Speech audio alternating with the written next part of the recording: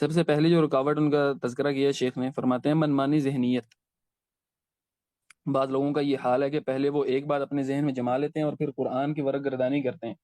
تاکہ ان کے مقصد کے مطابق کسی آیت کو استعمال کرنے کی راہ نکل آئے۔ حالانکہ قرآن مجید کو سمجھنے کے لیے ضروری ہے کہ انسان خالی ذہن ہو کر پڑھے، یعنی اس کے ذہن میں پہلے کوئی مقدمہ تیار نہ ہو کہ اب میں نے اس مقدمے کی دلیل تلاش کرنی ہے، نہیں، بلکہ انسان کو چاہیے کہ اپنا خالی ذہن ہو کے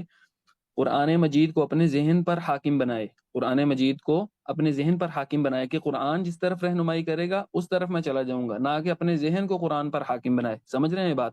تو یہ ایک بہت بڑا سبب ہوتا ہے، بعض لوگوں نے تفاسیر کے اندر بہت غلطی کی، بہت خطائیں کی، تو اس کی یہی یعنی بہت بڑی وجہ یہ تھی کہ منمانی ذہنیت،